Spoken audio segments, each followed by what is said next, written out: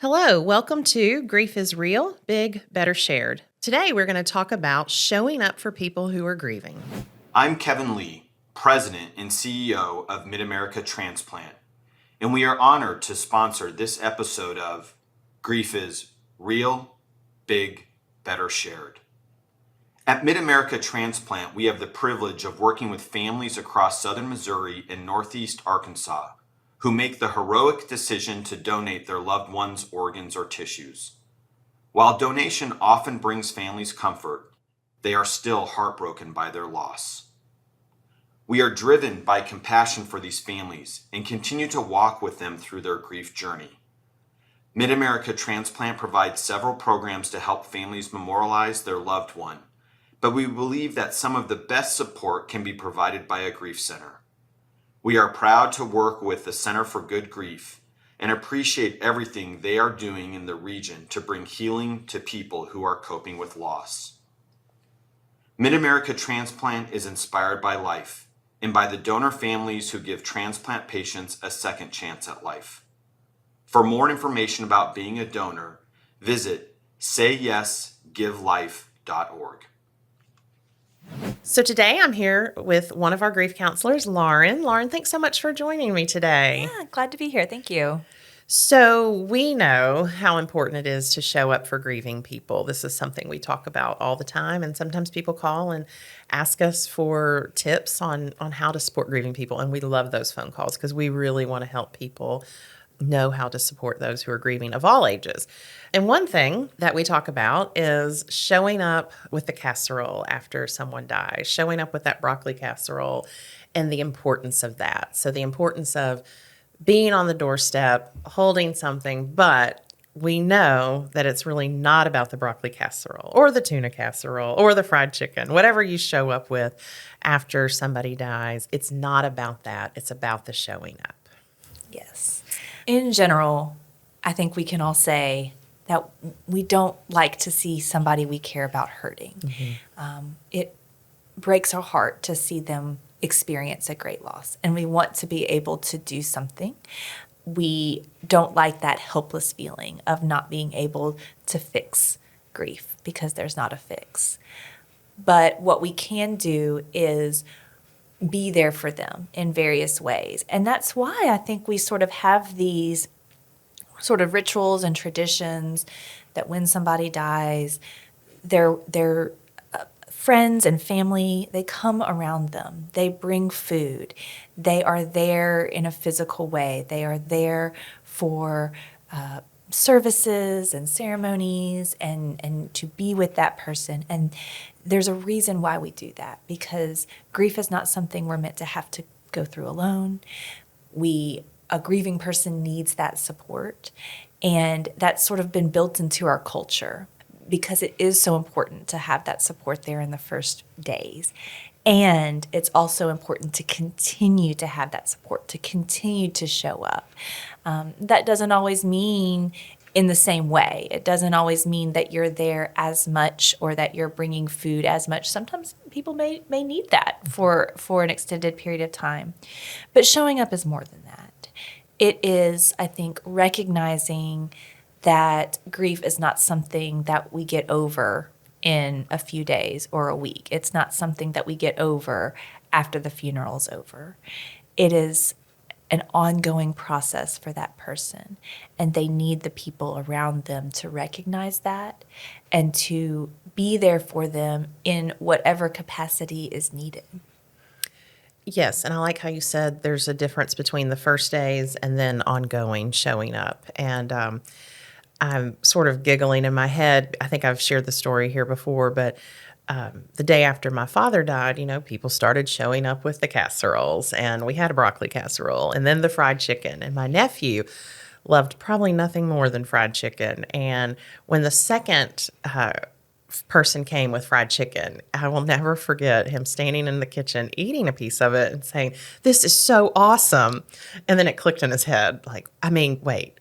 But what he loved was the people who were coming stood in the kitchen, and they were friends of my father's. And so they were people that maybe my nephew wasn't around all the time, but they were reminiscing and telling stories. And he was soaking that up as much as he was the fried chicken. And so in that moment, it really, I think, helped validate his grandfather's life and also that your grief is real. Like he saw his grandfather's friends, other men tearing up, sharing stories. And so it really made this first experience in his life of grief as a really real experience, and that his grandfather's life mattered and touched, a variety of people's lives. But it was through that awesome fried chicken that he got to that experience.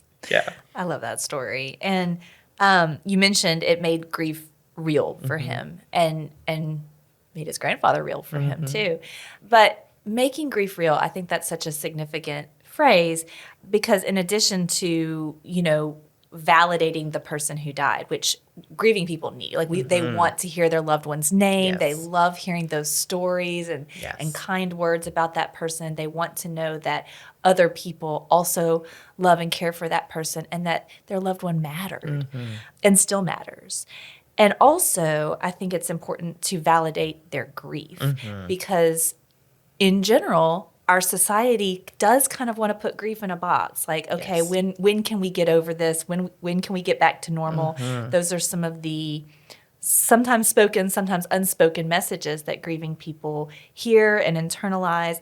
And then they start to struggle with doubt and questioning. Is it okay that I'm feeling this way? Is this normal?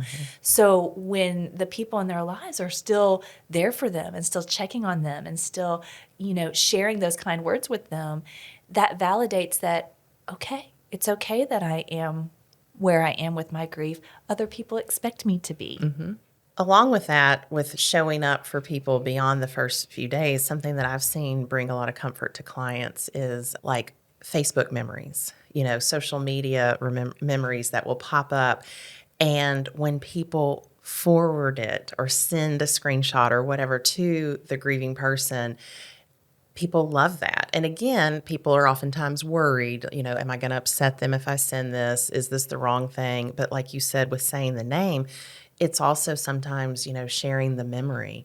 Now, some people have a harder time looking at pictures for a while, and you might know that, but when you know that they are open to that, I've had so many people say how meaningful that was just in the middle of the day that a memory was shared and that somebody else was thinking about their loved one and then shared back with them. And it just keeps the realness there, that this person really mattered. And just somebody joining you in the memory and reminiscing can be so helpful and such a great way of showing up. What are other things that you've heard, Lauren, people talk about, things that have been helpful for people showing up in their lives when they're grieving? Well, one thing that I think is important to keep in mind is that when somebody has experienced a significant loss, it can feel like their whole world has been turned upside down. Everything feels abnormal. Everything feels different. And there is comfort in having some things that are familiar, that some things are constants. And one of those things can be their relationships with other people. And so as much as possible, when those relationships can continue as they were, just in the sense of that closeness, that familiarity. Understandably, sometimes the dynamics may be a little bit different. You're offering support. The grieving person may not feel up to doing as many social activities or whatnot. But yet they know this person is still here.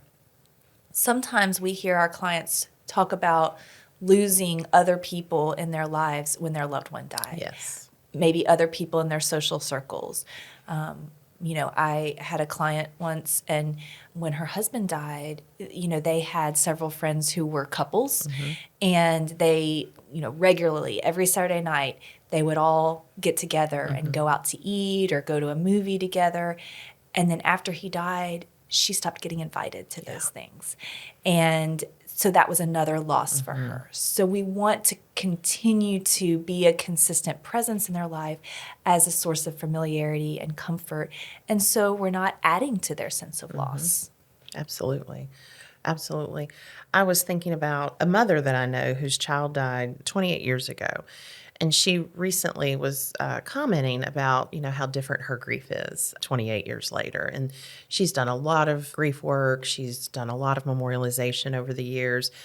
But she commented that there are two people who still reach out to her every year on her daughter's birthday and the anniversary of her death and at the holidays. And she said, what that means to her every year when she sees their number pop up on the phone. She knows they're calling and they're going to say her daughter's name and they're going to talk about her for maybe 3 to 5 minutes.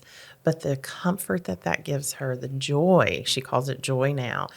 And obviously, again, her grief is very different. But 28 years later, these two people remember, they reach out to her, and just how that continues to support her now. And I think that probably says something about how she's been able to grieve so well, is because she has had these supportive people with her long term on the journey. They didn't just show up with the casserole on the second day. They're here 28 years later. And that's what we know grievers need, is the people who can hang in there with them. Now, we know, Lauren, that there are things that prevent people from showing up. So it's not because everyone's terrible and awful and, selfish, those kinds of things. There are real reasons sometimes that maybe prevent people from showing up. What comes to mind for you when we think about that? One thing that I hear a lot of people say is, I just don't want to make them sad. Yes. I don't want to bring it up and make them sad. And, certainly I think I can understand that sentiment. Mm-hmm. I do think the timing sometimes is important of, Absolutely. when maybe you approach somebody or maybe Yes. ask okay, so tell me how you're doing. Right. I would say maybe not like in a super public place, Mm-hmm. If they're at a social gathering and, it's very likely that grieving person is Mm-hmm. doing everything that they can to be there and feel composed in that moment. That may not be the best time. But in general, I would encourage you to keep in mind that they are always sad. Mm-hmm. There's never a day that they're not thinking about their loved one. And so you saying their name or asking them how they're doing is not going to create that sadness. It might possibly bring it to the surface, and that's not a bad thing. Right. If somebody responds with tears, that doesn't mean that you have done something wrong or that you've upset them. Right. It means that their grief is hard. Mm-hmm. Tears are a form of expression. Grief needs expression. That's a healthy way of coping. And so another way of looking at that is you have provided them that opportunity to take care of their grief. Mm-hmm. One that comes to mind for me, and this may sound, it's not your typical, but sometimes maybe the people that we have typically leaned into for support, maybe they're grieving also, and maybe they just are not able to. And I think that causes some people some distress of why are they not here for me? Or, know that they are helping more than hurting sometimes. I think a lot of times people are afraid of saying the wrong thing. There's that fear of, well, if I ask you how you're doing and you tell me honestly, then what do I do? Right. What do I say? And, it's, you don't have to be a grief counselor to be able to support a grieving person. Mm-hmm. You don't have to have experienced loss yourself to know how to support a grieving person. One thing that I would encourage you to keep in mind is that there are no magic words. There is nothing that you can say that will cheer them up, that will fix it, that will take that pain away. So you can just take that responsibility off of your shoulders. Throw That's it in the not trash. what is expected at all. Right. There is great power in just being present and just listening. There is healing for the grieving person in being able to just tell their story, say out loud how they're feeling, and just express it without anyone jumping in and trying to take it away or dismiss it or tell them not to feel that way.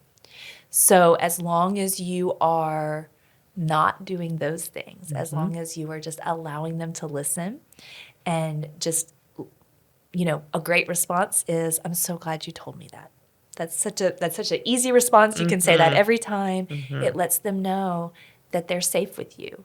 I like that you said the power of presence, because that's so important from so many different ways. Maybe it's the presence of, I'm going to come over and pick you up and we're going to go run those errands.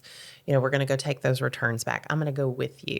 We're not even necessarily talking about the person who died or talking about grief. We're doing something very practical, and you're not going to have to do it alone. Sometimes grieving people are just worried about, being in a lot of traffic and, parking and getting in and out. I've had people tell me, I lose my car. Again, it comes back to the way our brains grieve.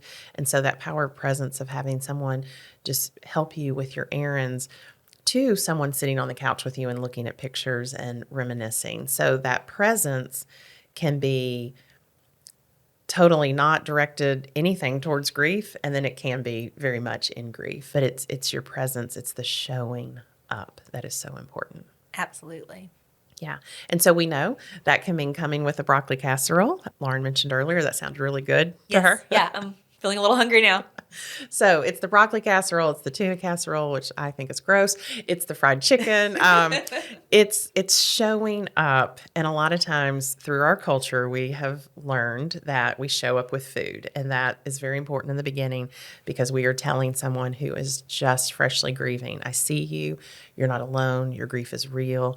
Your loved one mattered so much to you, to me.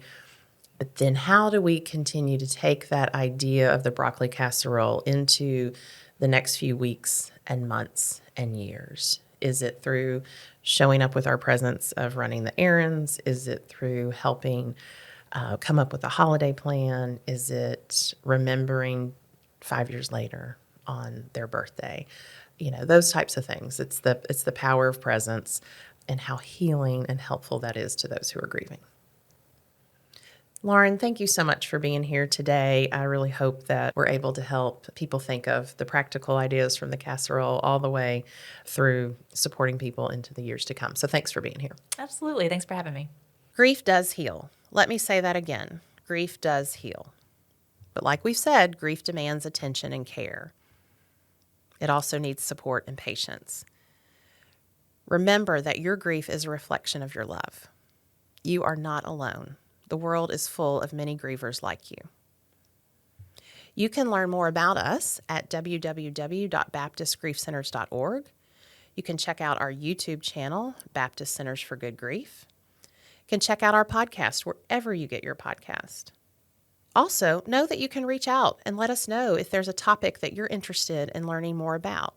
You're welcome to email me at angela.kelly@bmhcc.org. That's angela.kelly@bmhcc.org. And remember, grief is real, big, better shared. We'll talk soon.